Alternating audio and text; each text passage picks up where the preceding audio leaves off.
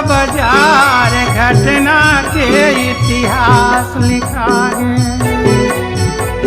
बलौदा बाजार घटना के इतिहास लिखा है।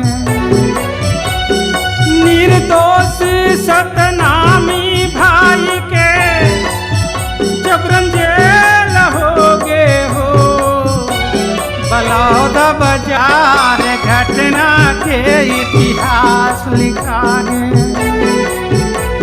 बलौदा बाजार घटना के इतिहास लिखा है।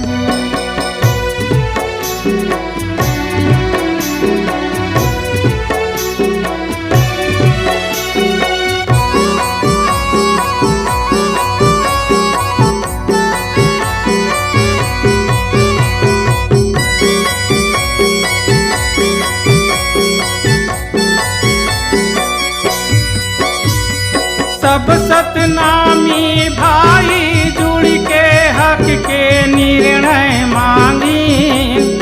हक के निर्णय मांगी।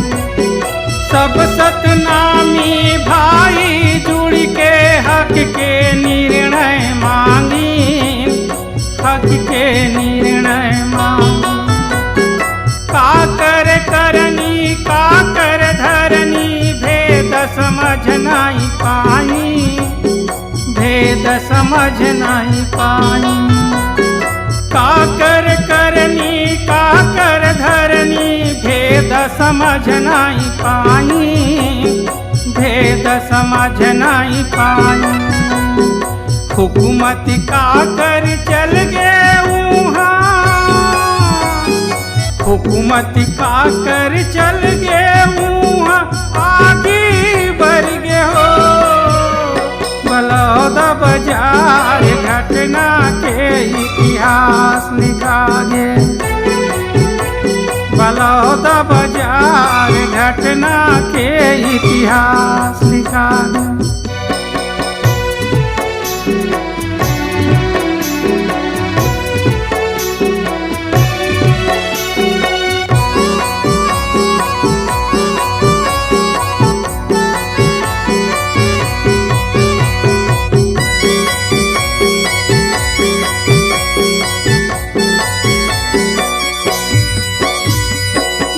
पहली मर्तबा राही सबला बड़े ये घटना।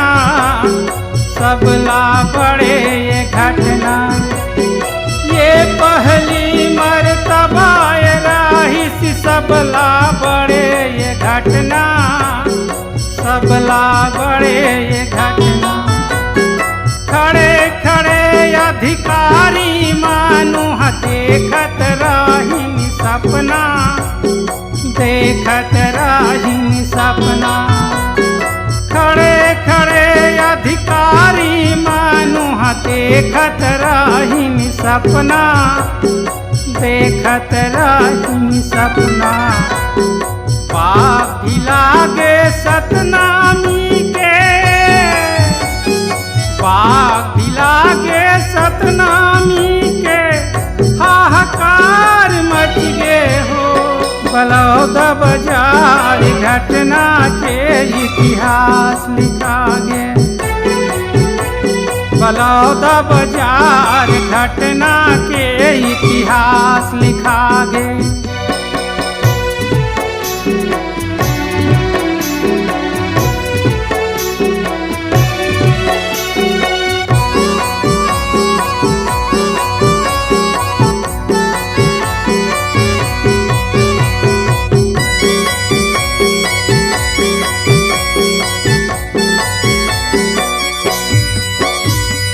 कौन बैरी हाया बारिच भीतर भीतर घाट। भीतर भीतर घाट। कौन बैरी हाया बारिच भीतर भीतर घाट। भीतर भीतर घाट। मुँह के लबरा पेट में छुरा धर के गोपी से दांत। धर के गोपी से दांत। मुँह के लबरा पेट पेट में छुरा धर के घोपी से दांत, धर के घोपी से दांत। Collector SP office, collector SP office चल के राख हो गे हो। बलौदा बाजार घटना के इतिहास लिखा गे, बलौदा बाजार घटना के इतिहास लिखा गे। निर्दोष सतनामी भाई के जबरन जेल हो गे हो। बलौदा बाजार घटना के इतिहास लिखा गे, बलौदा बाजार घटना के इतिहास लिखा गे। बलौदा बाजार घटना के इतिहास लिखा गे, बलौदा बाजार घटना के इतिहास लिखा गे।